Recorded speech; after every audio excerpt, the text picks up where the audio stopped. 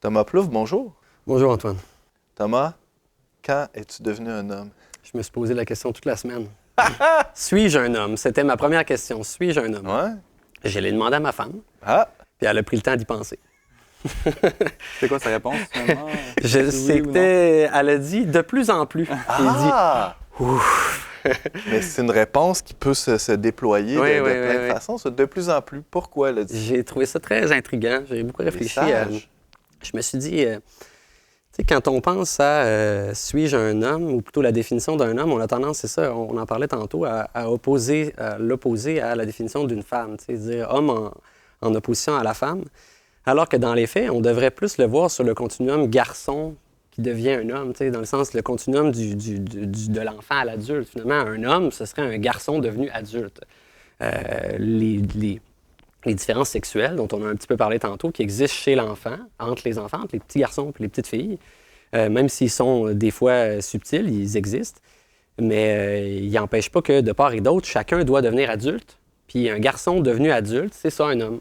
Bon, c'est quoi un garçon devenu adulte? Étymologiquement, c'est quelqu'un qui est tourné vers l'autre, qui est prêt à penser à l'autre avant lui-même, contrairement à un enfant qui est tellement égocentrique. Exactement. Puis c'est pas mutuellement exclusif, on l'a dit tantôt, là, je veux dire, la femme peut très bien aussi... La femme peut devenir adulte. La femme peut tout aussi. Non, mais en au tout cas, sens de la loi, elle peut voter même depuis quelques années. C'est ça, fort formidable. fort Ben oui. heureusement.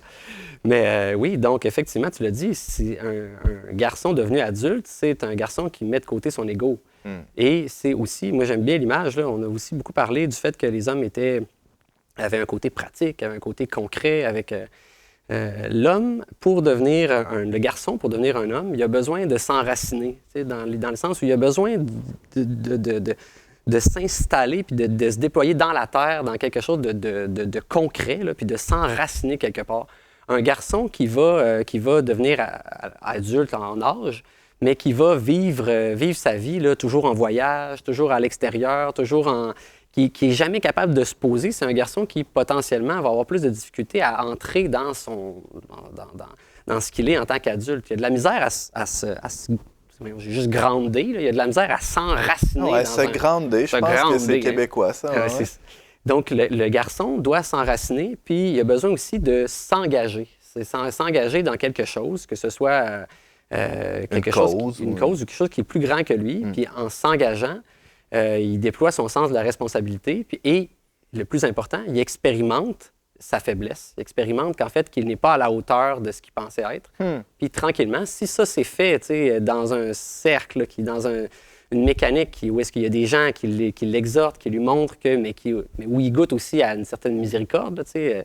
Bienveillance, diraient les gens aujourd'hui. Ouais. C'est ça. Moi, j'ai la foi. Moi, je goûte à ça dans la miséricorde de Dieu, puis l'éclairage de sa parole, mais je vais être exhorté par ma femme, puis après ça, je vais goûter à la miséricorde aussi à la maison de mes enfants qui m'aiment quand même. Tu sais, moi, je pense, mettons, à... Tu veux dire que si tu t'engages dans une cause, mettons dans ton rôle de père de famille ou dans une cause pour sauver les belugas ou je sais pas trop, mettons, tu t'engages à fond là-dedans, tu découvres, si tu es honnête avec toi-même, tôt ou tard, que tu n'es pas à la hauteur de la cause qui, par définition, est plus grande que toi. C'est ça. Et là, cette expérience-là d'humilité est formatrice et te permet de grandir. Te permet de grandir. Te permet de grandir, oui. Ça, ce que tu découvres, c'est que... Et de devenir homme. Tu n'es pas finalement le héros de l'existence des autres. Tu vas être le héros dans les choses simples, finalement. Et toutes les causes ne sont pas valables. Là. C'est-à-dire qu'il y a si ta cause, c'est une cause qui t'amène vers soit qui est centrée sur toi. Mettons, moi, je veux devenir le plus, je sais pas moi, le meilleur sauteur à la perche là, aux Jeux olympiques. Ben, est-ce que cette cause-là, est-ce que ça va t'amener nécessairement à l'âge adulte pas nécessairement. Si c'est tourné seulement vers toi, c'est juste renforcer ton ego. Là, ton ego devient juste plus fort. Pour que cette cause-là te permette de renoncer à toi-même, il faut que cette cause-là soit un enracinement qui soit tourné vers les autres. C'est pour ça que la paternité est si forte, parce que la paternité, c'est ça. C'est s'enraciner dans un milieu familial qui est vraiment concrètement enraciné. Là. C'est une maison, et goûter jour après jour à travers l'épreuve que sont les enfants, que c'est la vie avec son épouse, goûter à sa faiblesse, en fait, à son incapacité d'aimer l'autre, puis tranquillement, c'est voir devenir plus humble, puis... Mais c'est tout le contraire de la paternité traditionnelle telle que charrié là, dans toute la critique du patriarcat. Je m'explique, c'est que on voit la paternité aujourd'hui de nos jours comme un lieu suspect là, de pouvoir, de domination. Je t'imagine très bien en tirant dans ton royaume. En tirant TY, là, pas en train de tirer. Là, mais, qu'est-ce que je tire?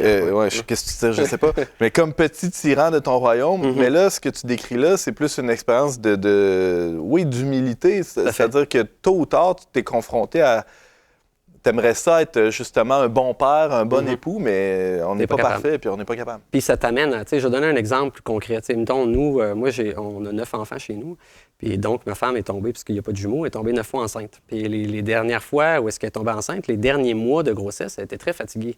Donc, très fatiguée, ça veut dire qu'elle peut moins accomplir ce qu'elle fait d'habitude dans une journée. Elle a 6 mois à faire. Donc, ce qui fait que ça retombe sur moi. Ce qui, au début, moi, ce que j'avais tendance à accomplir en lui disant « c'est pas grave, je vais m'en occuper, inquiète-toi pas, je m'occupe de tout ».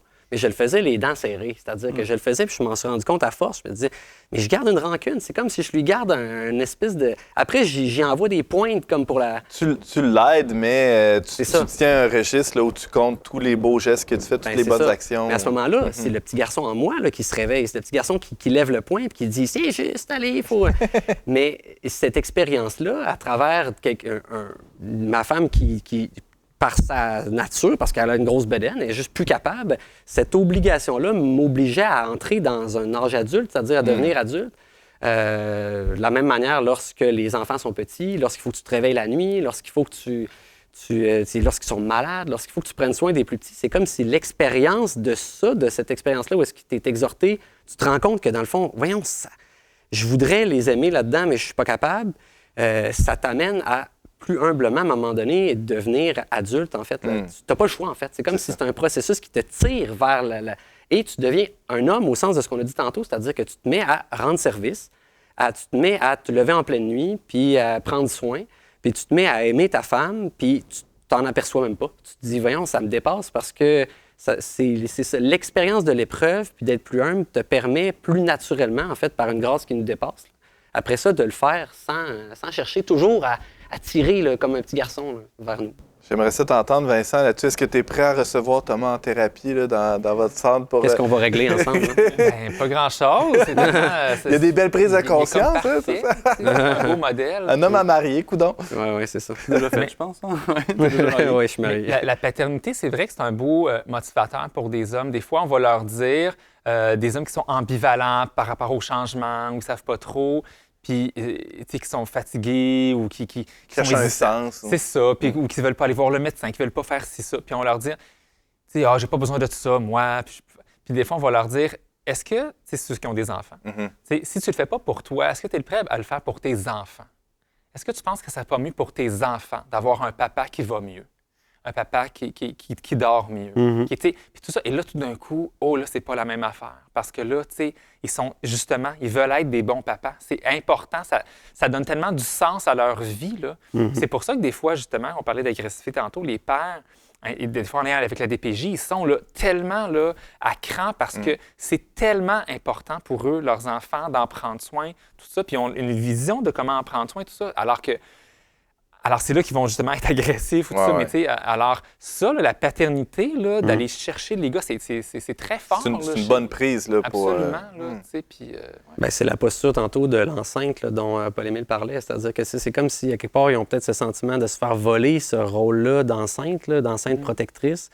Bon, c'est de façon maladroite. À tort ou à raison, oui. C'est ça, à tort ou à raison, mais dans le sens où ils sentent qu'il y a quelque chose de plus grand qui les dépasse dans ça. Puis c'est une mission noble qui ont peut-être eux-mêmes expérimenté avec leur propre père, des fois, là, ça peut être ça, mais c'est sûr que c'est quelque chose qui... L'homme, probablement comme la femme, là, mais l'homme a besoin, c'est ça, de se faire exhorter, tirer de son... Hors de lui-même. Sortir hors de lui-même, hors de son confort, Puis ça, les enfants, c'est ce qu'ils font le mieux, là, les enfants, puis... à travers la paternité puis aussi la vie conjugale, là, moi, je connais pas beaucoup d'autres moyens aussi efficaces là, pour se faire constamment déranger. Là. Ouais. Toute paternité, en fait, c'est un lieu de dérangement justement pour se donner à l'autre. Que ce soit une paternité symbolique ou charnelle. Ou spirituelle, oui. Thomas Plouffe, merci beaucoup pour ce témoignage. Finalement, tu n'auras pas besoin d'aller en thérapie. Là, Vincent, il l'a dit. Ouf, je suis rassuré. Merci beaucoup, Thomas.